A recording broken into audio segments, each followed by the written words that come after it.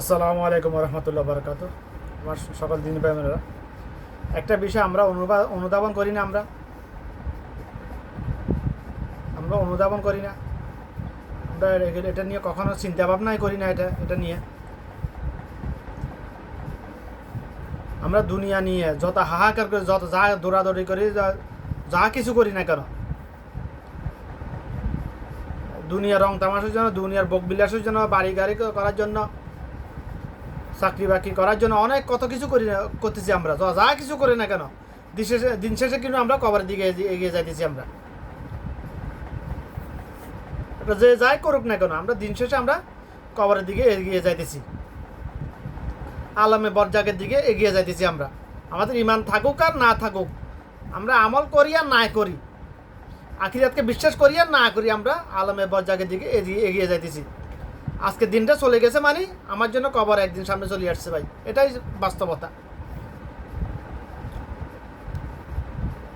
আমাদের দেশে আমাদের অর্থাৎ মানুষের হিসাব মতে মানুষের বয়স বাড়ে, আর আমার হিসাব মতে মানুষের বয়স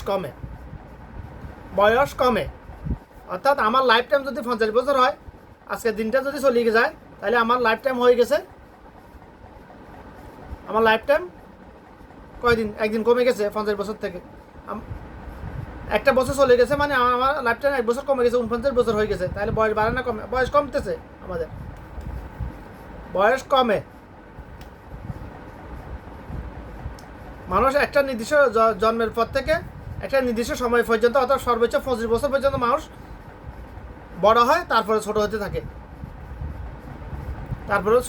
অর্থাৎ 25 বছর পর্যন্ত মানুষের গ্রোথ হরমোন থাকে। সর্বোচ্চ 25 বছর পুরুষের, নারীদের আরও কম বয়স পর্যন্ত, নারীদের সর্বোচ্চ 21 বছর পর্যন্ত গ্রোথ হরমোন থাকে।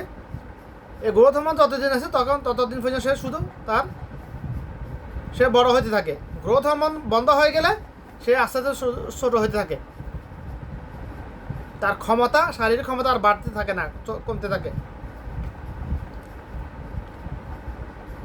তো যেটা বলতে চাইছিলাম আমি, আজকের দিনটা চলে গেছে, আমরা মনে করি আরে দিনে বর্তমানে এমন অবস্থায় এসে পৌঁছেছি।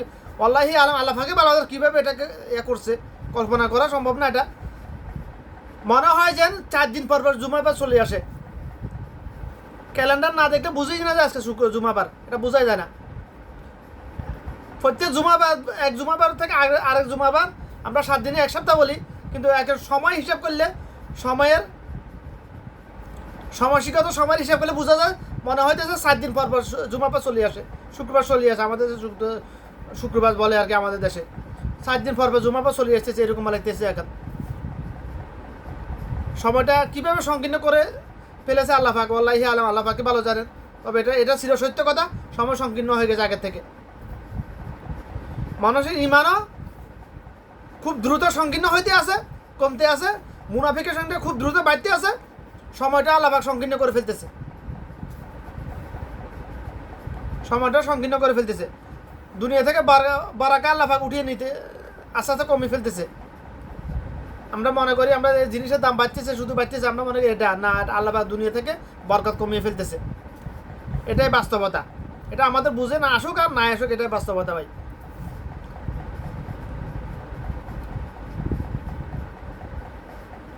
তো আমরা যা কিছু করি না কেন, কবরকে ভুলে গেলে চলবে না। কবরকে আমাদের স্মরণ রাখতে হবে। আমার প্রত্যেক আদম সন্তান কবরের বাসিন্দা। তাকে জ্বালিয়ে দেও, ফুটিয়ে দাও, ফানিতে ফসে গলে মরুক, কীটপতঙ্গ খেয়ে ফেলুক, বাঘে খেয়ে ফেলুক, যাই কিছু করো, প্রত্যেক আদম সন্তান কবরের বাসিন্দা। প্রত্যেক আদম সন্তান আলমে বরজাকে, তাকে হাসরের দিন আল্লাহর সামনে দণ্ডায়মান হতেই হবে। ইমানওয়ালা, গায়ের ইমানওয়ালা সবাইকে হতে হবে। যার ইমান নাই সে তো বিনা হিসাবে জাহান্নামে। এটাও সত্য যে সে মানুষের হক করেছে, নষ্ট করলে ওটা বুঝে দিতে হবে। তো জাহান্নামে তো সে যাবেই, তবে মানুষের হক তো বুঝে দিতে হবে তাকে। আল্লাহর সামনে হাসরের দিন দণ্ডায়মান হতে হবে, এটা আবু জাহেল বিশ্বাস করতো। কিন্তু আফসোস, কত দুর্ভাগা, ইমান আনতে পারে না সে। ইমান আনা তার নসিবে ছিল না।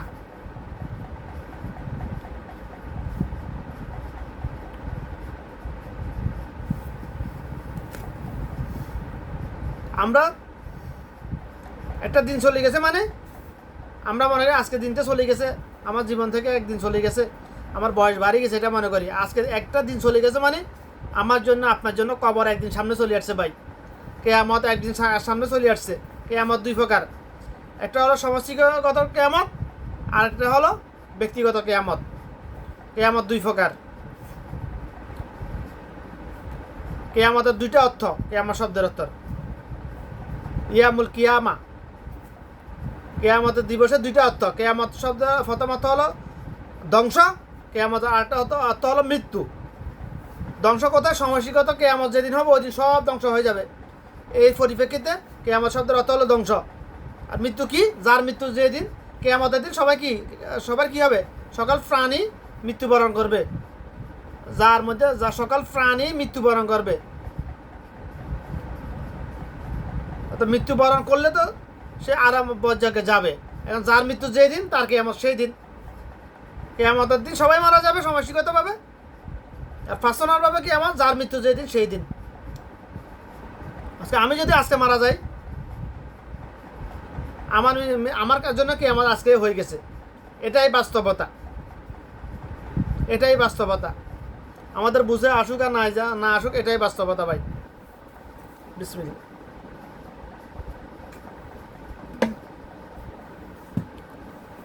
কিন্তু আফসোসের বিষয় হলো আল্লাহ রাসূল সাল্লাল্লাহু আলাইহি ওয়াসাল্লাম বলছে মুসলমানের জন্য দুনিয়া হলো মুসাফিরখানা। আচ্ছা, আমি বাংলাদেশ থেকে ওমানে আসার সময় আমরা এয়ারপোর্টে যাই। এয়ারপোর্টে আমাদের ঘন্টা 1 ঘন্টা 2 ঘন্টা অবস্থান করা লাগে। বিমান টেক অফ করার জন্য অবস্থান করা লাগে, আমাদের ইন্তজার করা লাগে।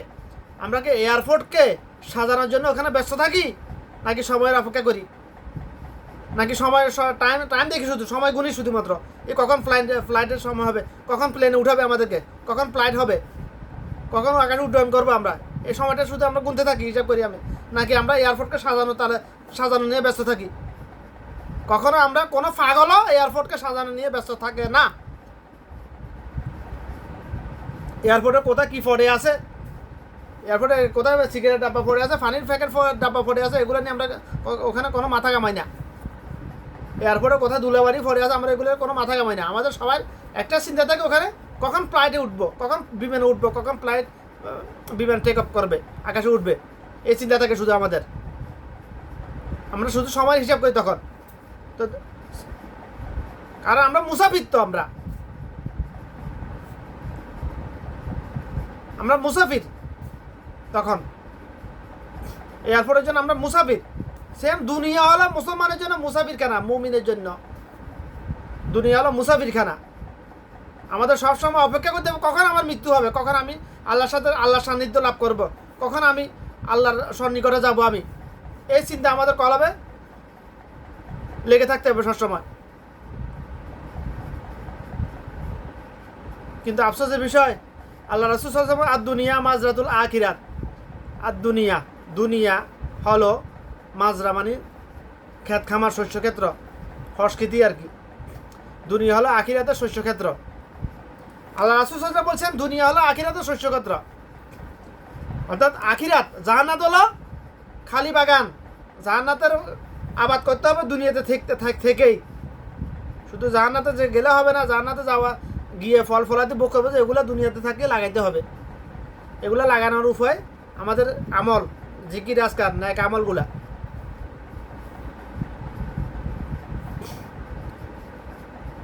দুনিয়া আল্লাহ রাসূল সাল্লাল্লাহু আলাইহি ওয়াসাল্লাম দুনিয়া হলো আখিরাতের শস্যক্ষেত্র।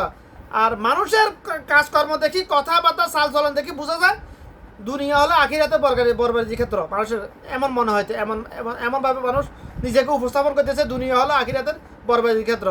দুনিয়াতে মস্ত বড়, খাওয়া দাও ভর্তি করো, এই স্লোগান নিয়ে ব্যস্ত মানুষ। আফসোস,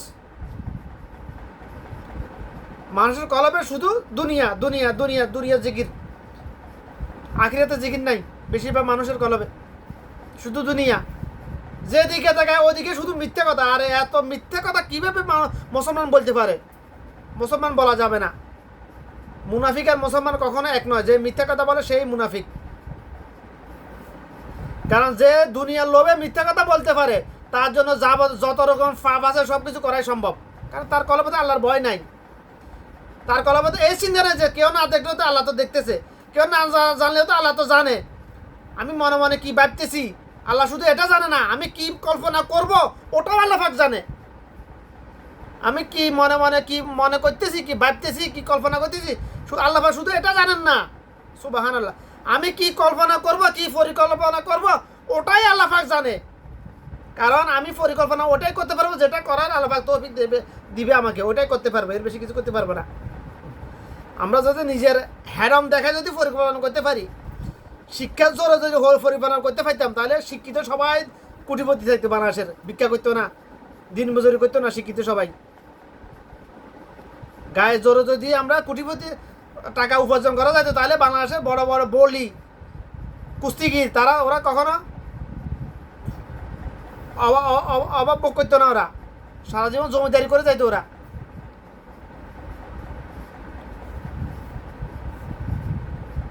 আমাদেরকে দুনিয়াতে পাঠিয়েছে কেন আল্লাহ পাক? আখিরাত কামাই করার জন্য, জান্নাতে যাওয়ার জন্য, কাজ করার জন্য পাঠিয়েছে আমাদেরকে। আবাদ আর দুনিয়া মাজরাতুল আখিরাত। আমরা এসেছি জান্নাত থেকে, আমাদের টার্গেট থাকতে হবে জান্নাত। কিন্তু আফসোসের বিষয়, মানুষের কথাবার্তা চালচলন দেখে বোঝা যায় মানুষের টার্গেট জান্নাত নয়। জান্নাতে যেতে চাই কিন্তু টার্গেট হলো জাহান্নাম। কর্মের দ্বারা প্রকাশিত, যেটা এটাই বলতেছি আমি, যেটা কর্মের দ্বারা প্রকাশিত। মানুষ অন্তরে কি কল্পনা করে এটা তার কর্মের দ্বারা প্রকাশ পায়। মানুষ যেটা কল্পনা করে ওটা মানুষ চোখ বন্ধ করলে 3D ফুটেজ আকারে চোখের সামনে দেখতে পারে। এটা যে কোনো বিষয়, সেটা ইহকাল হোক পরকাল হোক, যে কোনো বিষয় মানুষ দেখতে পারে। মানুষ চাইলেই দুনিয়াতে থেকে জান্নাতও দেখতে পারে। এই কথা নিয়ে অনেকে ফেরকাবাজি করবে, আমার কিছু যায় আসে না এটা নিয়ে।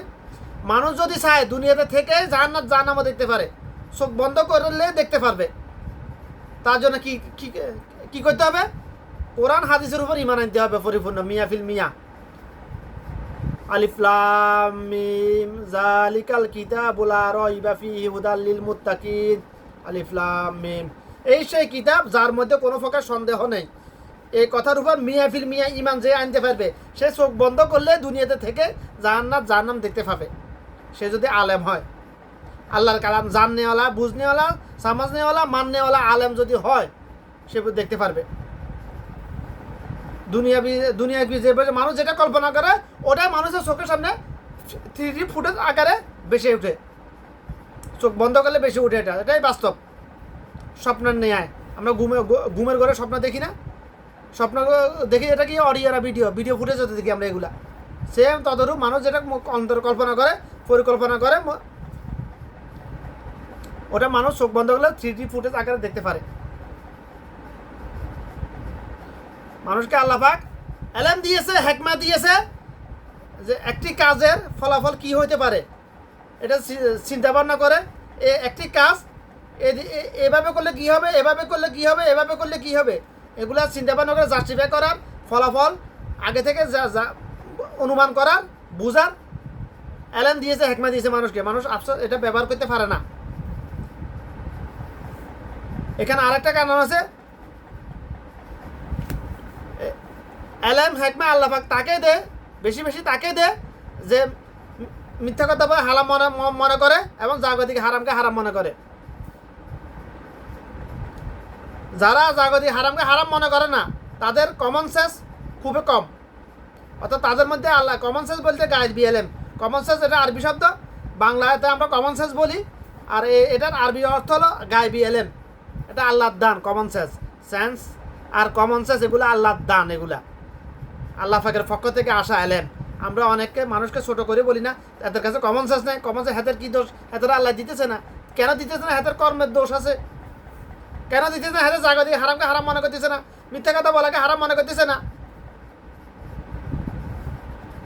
কারণ যে কথা মিথ্যা কথা বলে দুনিয়া, মিথ্যা কথা বলাকে হারাম মনে করে না, তার কলম শয়তানের দখলে আছে, শয়তানের অসহসা যুক্ত। যে কলম শয়তানের অসহসা যুক্ত, ওই মেমোরি, ওই ব্রেন কখনো পজিটিভ কোনো কিছু চিন্তা করতে পারবে না, সবসময় নেগেটিভ চিন্তা করবে শুধুমাত্র। যে কলব শয়তানে অসহসা যুক্ত ওই কলব পাপ যুক্ত, যে কলব শয়তানে অসহসা মুক্ত ওই কলব পাপ মুক্ত, যে কলব পাপ মুক্ত ওই আদম সন্তান পাপ মুক্ত। আমরা মনে করি আরে আমার হাত আমার পা আমার ইচ্ছা আমি লড়াইতেছি চালাইতেছি না, আমার ব্রেন যতক্ষণ সিগন্যাল দিবে না ততক্ষণ আমি আমার হাতে নড়বে না। যদি আমি আমার ক্ষমতায় যদি হাত নাড়াতে পারি তাহলে প্যারালাইসিস কেন হয়? যাদের প্যারালাইসিস তাদেরকে বলুন না আপনার বাম হাত নাড়ান তো, ডাইন হাত নাড়ান তো, নাড়াতে পারে কিনা, তার তো ক্ষমতা আছে। ক্ষমতার যে অহংকার বড়াই আপনাদের করেন দেখুন তো। প্যারালাইসিস মানে কি? শরীরের যে অঙ্গে ব্রেনের সিগন্যাল পৌঁছায় না ওটাই প্যারালাইসিস, ওই অঙ্গ ওটাকে বলা হয় প্যারালাইসিস ডাক্তারি ভাষায়।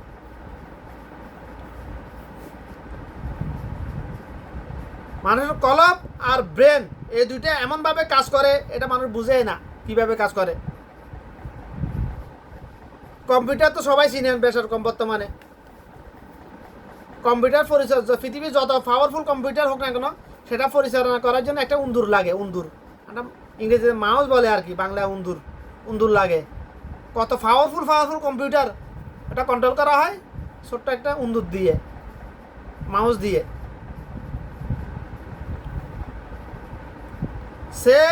সেম থিওরিতে কাজ করে মানুষের কলব আর ব্রেন। মানুষ অন্তরে যেটা চিন্তা করে ওটা ন্যানো সেকেন্ডের মধ্যে ব্রেনে সিগন্যাল ফাটায়। ব্রেন এবার শরীরে অঙ্গ প্রত্যঙ্গের মধ্যে সিগন্যাল ফাটায়।